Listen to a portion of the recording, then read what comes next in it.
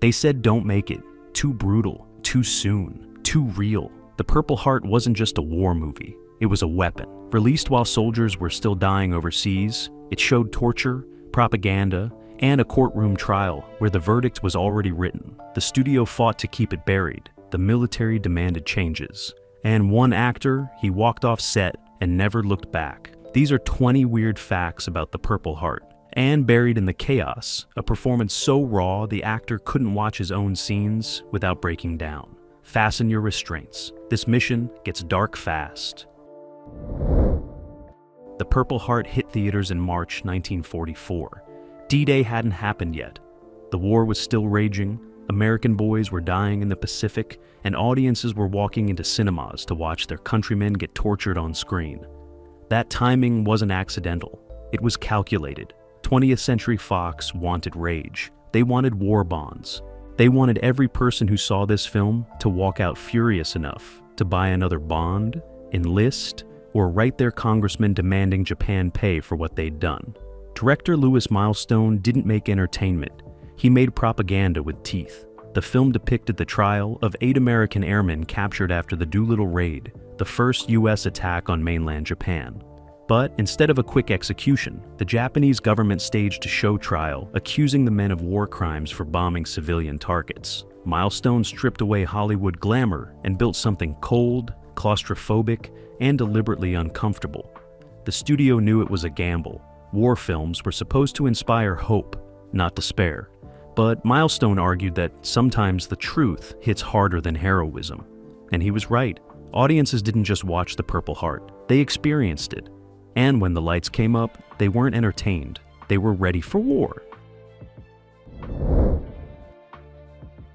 Before filming began, the script went through the Department of War, not for approval, for accuracy. The military wanted to make sure every detail, every uniform, every piece of dialogue reflected the reality of what captured American pilots faced in Japanese custody. They sent advisors to the set. They reviewed dailies. They demanded reshoots when something felt too Hollywood. But here's where it got complicated. The Doolittle Raiders who survived and made it home were scattered across active duty assignments. Most were still flying missions. Some were in hiding. Others were recovering from injuries sustained during the raid or their escapes through China. The War Department refused to let any of them near the production. Not because they didn't trust them, because they couldn't risk them. If a real Doolittle Raider showed up on set and started talking about what actually happened behind enemy lines, classified information could leak. Operational security would be compromised. Lives could be lost. So instead, Milestone worked from sanitized reports, newspaper accounts, and his own imagination to fill in the gaps. What you see on screen isn't a documentary. It's an educated guess wrapped in fury. And that's exactly what made it so effective. The audience didn't need the real story. They needed something that felt real enough to make them angry. Dana Andrews was cast as Captain Harvey Ross, the lead pilot facing a Japanese war tribunal. He looked the part. Strong jaw, steady eyes, the kind of face that belonged on a recruitment poster. But Andrews didn't want it. He fought the studio for weeks, begging to be released from the role. Not because he didn't believe in the film, because he believed too much. Andrews was a pacifist at heart. He'd spent years in theater playing complex, conflicted characters. And now they wanted him to play a propaganda hero who stares down torture and spits defiance in the face of death. It felt too simple, too one-dimensional, too much like a cartoon version of Courage. But his contract didn't care what he felt. 20th Century Fox owned him for 3 more pictures, and this was one of them. So Andrews showed up. He hit his marks. He delivered the speeches. But off camera, he was a wreck. He stopped eating properly. He barely slept. Co-stars noticed he'd sit alone between takes, staring at nothing, smoking cigarettes down to the filter. Years later, Andrews admitted, The Purple Heart haunted him more than any role he ever played. Not because it was hard, because it made people cheer for war. And that, he said, was the most dangerous kind of performance. Captain Ross. Lieutenant Kennedy. Richard Conte played Lieutenant Angelo Canelli, the scrappy New York kid with a chip on his shoulder and fists ready to swing, but Conte almost never made it to set. 2 weeks before filming began, he got into a bar fight in downtown Los Angeles. Details are murky. Some say it was over a woman. Others say it was a drunk soldier who didn't like actors playing heroes while real men died overseas. Either way, Conte ended up with a broken nose, a black eye, and a studio executive screaming into a phone at 3 in the morning. Makeup tried to cover it. They slathered on foundation, worked the lighting, shot him from angles that hid the swelling. But you can still see it in certain scenes. His face looks a little off, a little too puffy, a little too real. Milestone didn't reshoot. He kept it. He said Conte looked like a guy who'd been through hell, and that's exactly what his character needed. The broken nose stayed, the performance stayed. And Conte, still healing, threw himself into the role with a fury that had nothing to do with the script and everything to do with whatever happened that night. In war films, authenticity matters. And sometimes authenticity comes from a bar in Los Angeles, not a battlefield in the Pacific. Lieutenant Kennelly. The courtroom scenes were shot in complete silence. No music, no sound effects. Just voices echoing off bare walls in a set designed to feel like a tomb. Milestone banned the studio orchestra from the soundstage during filming. He didn't want emotional cues. He didn't want swelling strings to tell the audience when to feel sad or triumphant. He wanted them to sit with the discomfort, to hear every word, every pause, every breath. It was a radical choice for 1944. Hollywood war films were loud, bombastic, filled with rousing scores that turned battles into symphonies.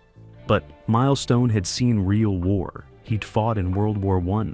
He'd made All Quiet on the Western Front, one of the most unflinching anti-war films ever created. He knew that silence could be more devastating than any explosion.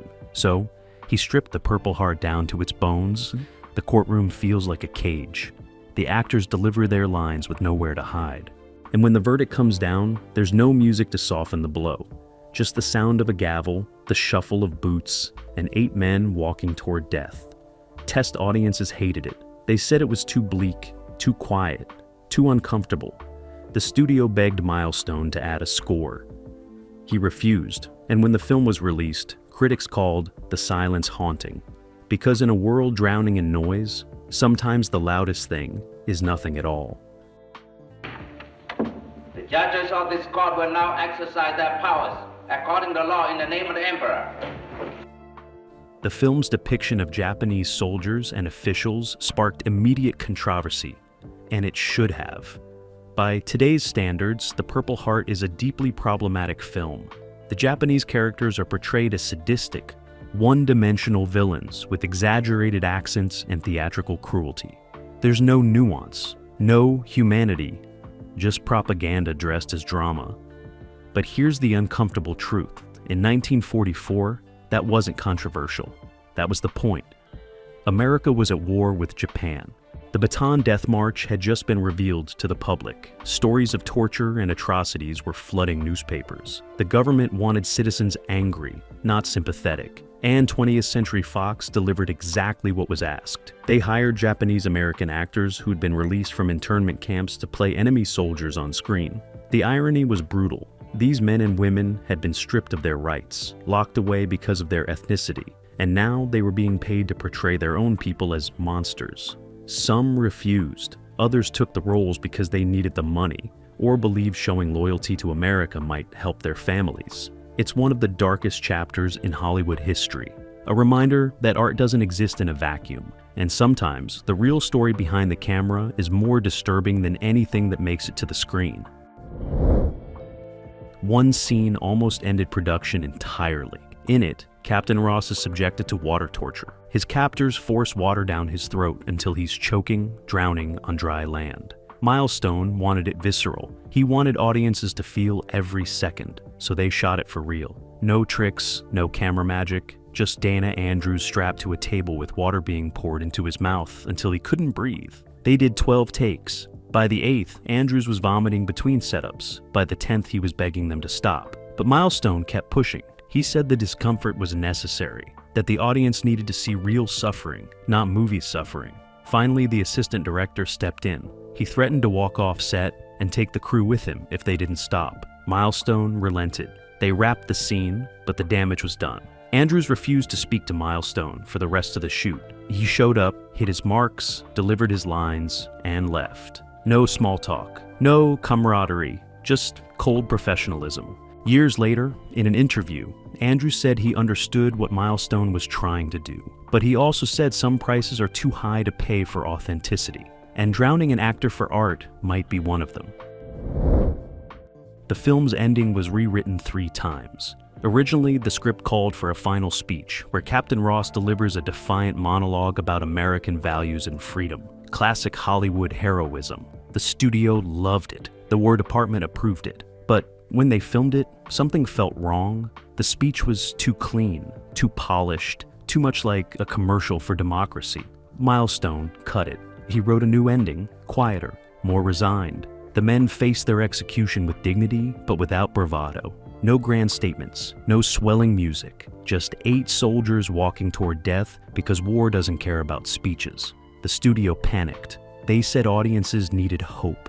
They needed to leave the theater feeling like the sacrifice mattered. Milestone argued that hope doesn't come from words. It comes from witnessing injustice and deciding to do something about it. They compromised. The final version includes a brief voiceover, a narrator reminding audiences that these men died so others might live free. It's tacked on, awkward, clearly added in the post-production, but it was enough to satisfy the studio, and it was subtle enough that Milestone could live with it. The result is a film with 2 endings, the one the audience hears and the one they feel. And the second one, the silent one, hits harder.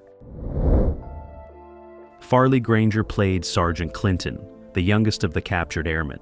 He was barely 20 years old when filming began, still learning how to act, still figuring out who he was. But there was something about him that Milestone noticed, a vulnerability, a fear that felt authentic because it was. Granger was terrified of getting it wrong, terrified of dishonoring real soldiers, terrified of being exposed as a kid playing dress-up in someone else's war. So Milestone used it. He didn't coach Granger to be brave. He told him to stay scared, to let the audience see a boy pretending to be a man, because that's what war does. It takes children and asks them to die like soldiers. Granger's performance is heartbreaking. He barely speaks. He doesn't need to. His eyes do all the work. In the courtroom scenes, you can see him trying not to cry, trying to hold it together while everything falls apart. And when the verdict comes down, his face crumples for just a second before he forces it back into stillness. It's acting stripped to its rawest form. No technique, no method, just a young man confronting his own mortality on camera. Granger later said he wasn't acting in those scenes. He was surviving them. And maybe that's the only honest way to make a war film. You may be seated.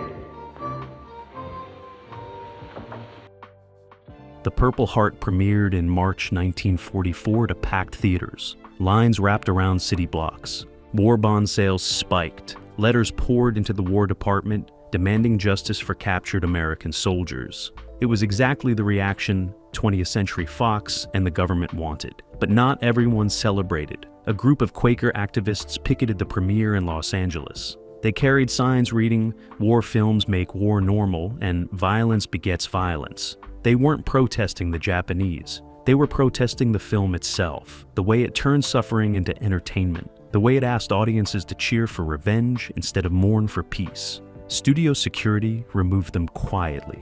No arrests, no headlines, just a quiet erasure of dissent, because in 1944, America questioning the war effort was considered unpatriotic at best and treasonous at worst. Milestone heard about the protest. He didn't comment publicly, but privately he told friends he understood, that maybe the Quakers were right, that maybe making people angrier wasn't the same as making them better. But by then, it was too late. The Purple Heart had done its job. And whether it made the world better or just angrier, well, that's a question the film never bothered to answer. The film's technical advisor was a man nobody was supposed to know existed. His name was redacted from all studio documents. He wasn't listed in the credits. He showed up on set wearing civilian clothes, watched rehearsals from the shadows, and disappeared before anyone could ask questions. But the cast knew who he was, or rather what he was.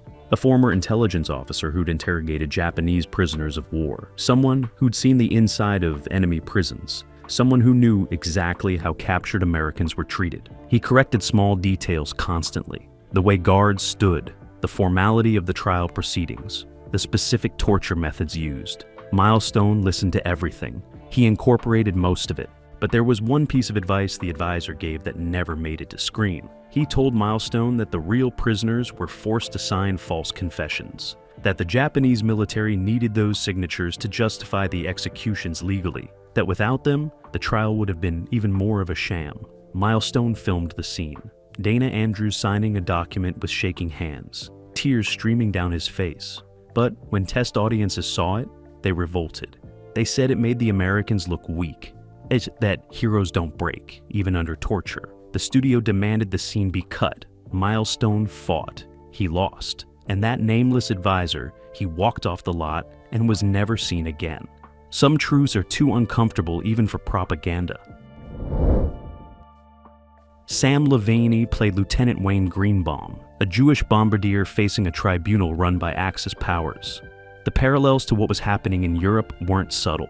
Reports of Nazi concentration camps were starting to filter into Allied intelligence, though the full scope of the Holocaust wouldn't be revealed until war's end. Levine knew he had family in Poland who'd stopped writing letters, friends who disappeared into the night, and every day on set, he played a man being judged by his enemies for the crime of fighting back. It destroyed him. Between takes, Levine would sit in his dressing room and weep.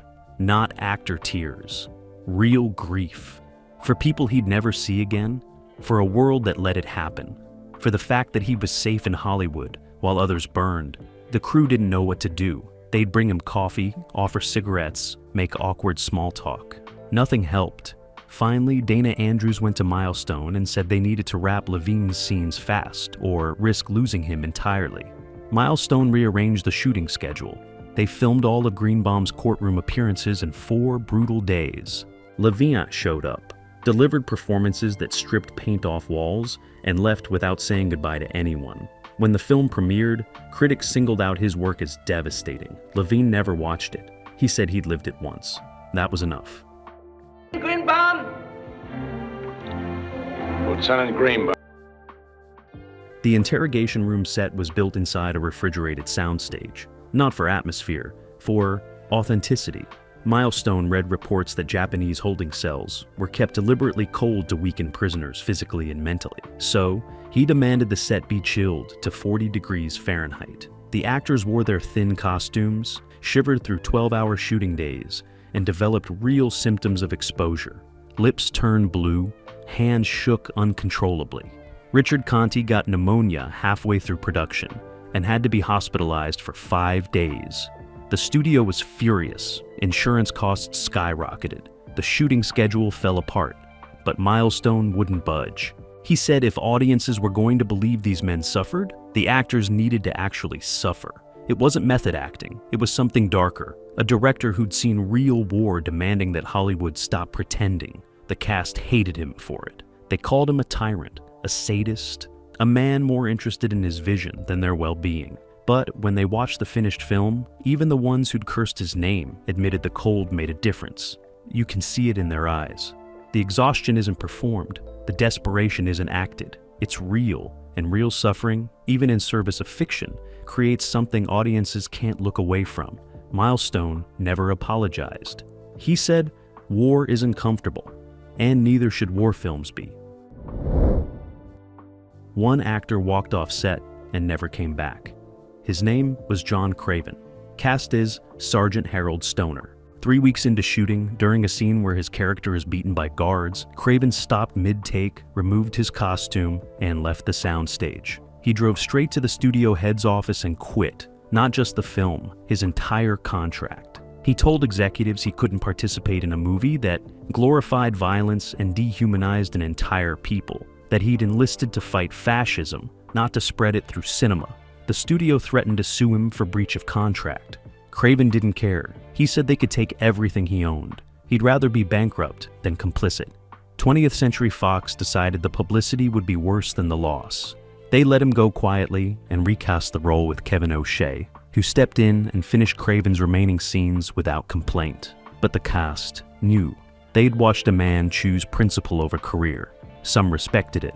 Others thought he was naive. Dana Andrews said years later that Craven was probably the only honest person on that set, that everyone else, himself included, swallowed their doubts and cashed their checks. Craven never acted again. He became a teacher, and every year on the film's anniversary, he'd tell his students about the day he walked away from Hollywood. The trial sequence was shot in continuous 20-minute takes. No cuts, no breaks, no safety net. Milestone wanted the courtroom to feel like a trap with no escape, so he positioned 3 cameras at different angles and let scenes play out in real time. If an actor flubbed a line, they had to keep going. If someone broke character, the take was ruined, and they'd start from the beginning. It was theatrical filmmaking, unusual for 1944 Hollywood, which preferred quick cuts and tight close-ups. But Milestone understood something about judicial proceedings. They're exhausting, they drain you. Every minute feels like an hour, and by the end, you're too tired to feel anything but resignation. He wanted that fatigue to seep through the screen. The actors struggled initially. Film acting relies on breaks, on building a performance piece by piece across multiple takes, but Milestone forced them to sustain energy and emotion for extended periods without relief. Dana Andrews said it felt more like stage work than cinema, that he had to pace himself, save his big moments, and trust that the camera would catch the small ones. By the end of production, the cast moved through the trial scenes like a well-rehearsed play. They anticipated each other's rhythms, they breathed together. And the final film, with its long, unbroken takes, feels claustrophobic and inescapable. You can't look away. And maybe that was the cruelest trick of all. The film was banned in Japan until 1952. Not surprising, given its content. But when it finally screened in Tokyo, something unexpected happened. Japanese audiences didn't riot or protest. They sat in silence. They watched American prisoners tortured by actors playing their countrymen. They watched a trial that made Imperial Japan look barbaric. And when the lights came up, many wept. Post-war Japan was still processing its own trauma. Cities destroyed, families shattered, a militaristic government replaced by foreign occupation. And here was a film showing what that government had done in their name. Some viewers apologized to American servicemen in the theater. Others wrote letters to U.S. officials expressing shame. It wasn't the reaction anyone expected. The film had been designed to make Americans angry and Japanese people into villains. But 7 years later, stripped of its immediate propaganda context, it became something else. Evidence. A document of choices made by leaders that ordinary people now had to answer for. Milestone never commented publicly on the Japanese response. But privately, he told friends it proved what he'd always believed. That war makes monsters of everyone, that there are no clean hands, and that sometimes the most powerful thing art can do is force us to look at what we'd rather forget. Charles Russell, who played Captain Howard Clinton, couldn't watch his own performance. He attended the premiere, sat through the first 30 minutes, and left during the torture scenes. He told his wife he felt sick, that seeing himself on screen, playing a man enduring what real soldiers had endured, felt obscene, like he was profiting from someone else's pain. Russell had tried to enlist when war broke out. He was rejected for flat feet and a heart murmur. It destroyed him. While his friends shipped out to Europe and the Pacific, he stayed in Hollywood making movies. The Purple Heart was supposed to be his contribution, his way of serving when he couldn't fight. But watching it, he realized he hadn't served anyone. He'd just performed. And performance, no matter how committed, isn't sacrifice. For years afterward, Russell struggled with what he called actor's guilt, the feeling that he'd play-acted bravery while real men died demonstrating it. He became withdrawn, he drank, his marriage fell apart. By 1950, he'd quit acting entirely and moved to Oregon, where he worked in lumber yards and never told anyone he'd been in some pictures. Friends from the production tried to reach out. He never responded. The last interview Russell gave, in 1983, 2 years before his death, he was asked about the Purple Heart. He said it was the best and worst thing he'd ever done, that he was proud of the work and ashamed of the pride, and that he'd spent 40 years trying to figure out the difference. The film's final shot was an accident. As the 8 condemned men are led away to execution, the camera was supposed to hold on their backs as they disappeared into darkness. Simple, clean, definitive. But during the take, cinematographer Arthur Miller's hand slipped on the dolly. The camera drifted upward, off the actors, catching a glimpse of the soundstage ceiling, the lights, the rigging. A perfect moment ruined by a technical mistake. Milestone called cut furious. They'd have to reset, relight, do it again. But when Miller showed him the playback, something about that accidental drift upwards changed Milestone's mind. The way the camera left the men behind and revealed the artifice of the set, it was a reminder. This isn't real. These aren't real soldiers. This is a movie. And yet the emotions were real. The anger was real. The injustice was real. That accidental moment of breaking the fourth wall, it made the film's artifice part of its power. Milestone kept the take. He never told anyone it was a mistake. Critics called it a bold directorial choice, a way of implicating the audience in the act of watching. Milestone smiled and accepted the praise. But Arthur Miller knew. And for the rest of his career, whenever someone complimented that shot, he'd think about the moment his hand slipped and accidentally made art. The Purple Heart made $3.2 million at the box office, a massive success for 1944. It outsold comedies, musicals, and other war films. But Dana Andrews never saw a cent beyond his contracted salary. None of the actors did. Hollywood accounting at its finest. Meanwhile, 20th Century Fox used the profits to fund 3 more war pictures, each designed to keep audiences angry and patriotic. Andrews tried to renegotiate his contract after the film's success. The studio laughed him out of the office. "You're replaceable," they told him. "There are 1,000 guys who look like you waiting for their shot." And they were right. Andrews kept working, but he never reached the stardom he'd been promised. He spent the next decade playing supporting roles, drinking too much, and wondering what would have happened if he'd walked away like John Craven. By the 1960s, he was doing television westerns and B-movies. He'd become the thing Hollywood feared most, forgettable. In a 1972 interview, Andrews said, "The Purple Heart destroyed him. Not because the film was bad, because it was too successful, because it proved to studios that you didn't need stars with negotiating power. You just needed a good story, some propaganda values, and actors desperate enough to work for scale." He said he'd made a lot of movies after The Purple Heart, but he'd never made one that mattered as much. And he still wasn't sure if that was something to be proud of or ashamed of.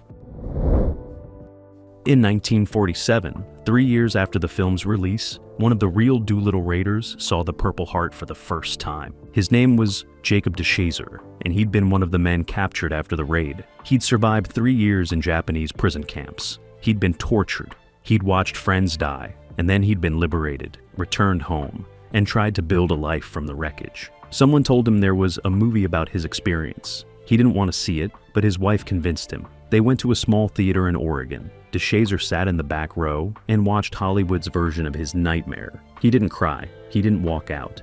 He sat perfectly still for 97 minutes. When the credits rolled, his wife asked what he thought. He said it was nothing like that. Nothing at all. The torture was worse. The isolation was worse. The fear was worse. But also, he said, the Japanese guards were just men. Some cruel, some indifferent, some secretly kind when officers weren't watching. The film had turned them into monsters. But DeShazer had seen their faces, had learned their names, had watched them struggle with orders they didn't want to follow. He said the saddest thing about The Purple Heart wasn't what it got wrong about prison camps. It was what it got wrong about people. That it forgot everyone involved was human, and that forgetting, he believed, made the next war inevitable. Lewis Milestone never made another war film. After The Purple Heart, he directed comedies, noirs, dramas, anything but war. People asked why. Studio heads offered big budgets for combat pictures. The government wanted more propaganda. Milestone said no to everything. He'd made All Quiet on the Western Front in 1930, one of cinema's greatest anti-war statements. He'd made The Purple Heart in 1944, one of cinema's most effective pro-war statements. And somewhere between those two films, he'd lost something he couldn't name. In 1960, a film student asked him about The Purple Heart during a Q&A. Milestone was quiet for a long time. Then he said, "I made that film to make people angry enough to win a war, and it worked. But anger doesn't stop when the war ends. It just finds new targets. And I think about that every day. I think about the rage I helped create and where it went after the enemy surrendered. And I wonder if making people angry, even for a good reason, is something a filmmaker should ever do. He died in 1980. Among his possessions, his family found a Purple Heart medal, not his own, a gift from a veteran who'd written, "Thank you for telling our story." Milestone had kept it in a drawer, never displayed, never mentioned. On the back, he'd scratched 5 words with a key. But was it the truth?